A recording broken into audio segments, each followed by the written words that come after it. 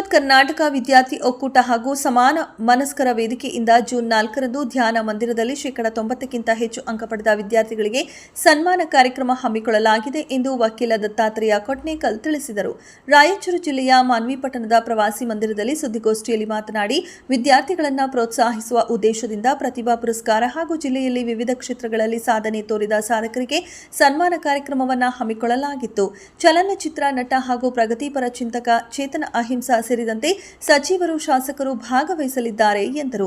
ಇನ್ನು ಮೇ 30ರೊಳಗಾಗಿ ಶೇಕಡಾ 90ಕ್ಕಿಂತ ಹೆಚ್ಚಿನ ಅಂಕಗಳನ್ನು ಪಡೆದ ವಿದ್ಯಾರ್ಥಿಗಳು ತಮ್ಮ ಹೆಸರುಗಳನ್ನು ನೋಂದಾಯಿಸಿಕೊಳ್ಳುವುದಕ್ಕೆ ಮಲ್ಲೇಶ ಮಾಚನೂರ ವಕೀಲರು, ಹನುಮಂತ ಬ್ಯಾಗೇವಾಡ್, ಹನುಮೇಶ ಜೇನೂರು, ದತ್ತಾತ್ರೇಯ ವಕೀಲರನ್ನ ಸಂಪರ್ಕಿಸುವಂತೆ ಇದೇ ಸಂದರ್ಭದಲ್ಲಿ ಕೋರಿದರು.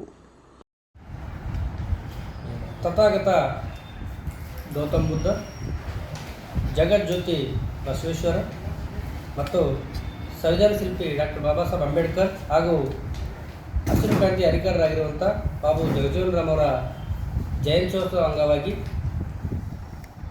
ಮಾನ್ವಿ ತಾಲೂಕಿನ SSLC ಮತ್ತು PUCಯಲ್ಲಿ ಶೇಕಡಾ 90ಕ್ಕಿಂತ ಹೆಚ್ಚು ಅಂಕ ಪಡೆದಂಥ ವಿದ್ಯಾರ್ಥಿಗಳಿಗೆ ಪ್ರತಿಭಾ ಪುರಸ್ಕಾರವನ್ನು ಕಾರ್ಯಕ್ರಮವನ್ನು ಹಮ್ಮಿಕೊಂಡಿದ್ದೇವೆ.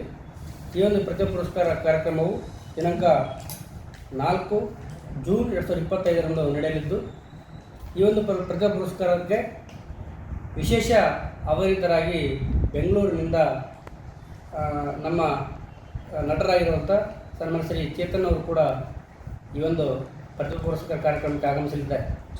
ಅದೇ ರೀತಿಯಾಗಿ ಇನ್ನೋರ್ವ ವ್ಯಕ್ತಿಗಳಾಗಿರುವಂಥ ಸಂದೇಶ್ ಅವರು ಕೂಡ ಈ ಒಂದು ಕಾರ್ಯಕ್ರಮ ಆಗಮಿಸಲಿದ್ದಾರೆ. ಹಾಗಾಗಿ ಈ ಪತ್ರಿಕಾಗೋಷ್ಠಿ ಮೂಲಕ ತಿಳಿಸುವುದೇನೆಂದರೆ, ಮಾನ್ವಿ ತಾಲೂಕಿನಲ್ಲಿ ಇರುವಂಥ ಎಲ್ಲ ವಿದ್ಯಾರ್ಥಿಗಳು ಈ ಒಂದು ಕಾರ್ಯಕ್ರಮದಲ್ಲಿ ಭಾಜನರಾಗಿ ಈ ಒಂದು ಸನ್ಮಾನ ಕಾರ್ಯಕ್ರಮದಲ್ಲಿ ಭಾಗವಹಿಸಬೇಕಾಗಿ ಅವರಲ್ಲಿ ಕೇಳ್ಕೊಳ್ತೇವೆ.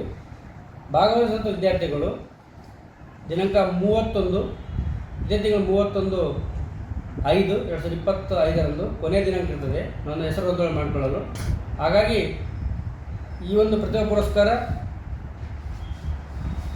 ಯಾವುದೇ ಧರ್ಮ, ಜಾತಿ ಯಾವುದನ್ನು ಕೂಡ ಒಳಗೊಂಡಿರೋದಿಲ್ಲ, ಎಲ್ಲ ವಿದ್ಯಾರ್ಥಿಗಳಿಗೆ ಸನ್ಮಾನ ಮಾಡುವಂಥ ಕಾರ್ಯಕ್ರಮ ಆಗಿರುತ್ತದೆ. ಹಾಗಾಗಿ ಈ ಕಾರ್ಯಕ್ರಮದಲ್ಲಿ ಎಲ್ಲರೂ ಭಾಗವಹಿಸಬೇಕಾಗಿ ಅವರಿಗೆ ಕೇಳಿಕೊಳ್ತಾರೆ. ಇದೀಗ ನಿಮ್ಮ ಅಂಗೈಯಲ್ಲಿದೆ ಮಯೂರ ಟಿವಿ ಡಿಜಿಟಲ್ ವಾಹಿನಿ. ಹೆಚ್ಚಿನ ವಿಶೇಷತೆಗಳಿಗಾಗಿ ಸಬ್ಸ್ಕ್ರೈಬ್ ಮಾಡಿ, ಶೇರ್, ಲೈಕ್, ಕಮೆಂಟ್ ಹಾಗೆ ಫಾಲೋ ಮಾಡೋದ್ರ ಮೂಲಕ ಪ್ರೀತಿ ಹಾಗೂ ಪ್ರೋತ್ಸಾಹ ನೀಡಿ.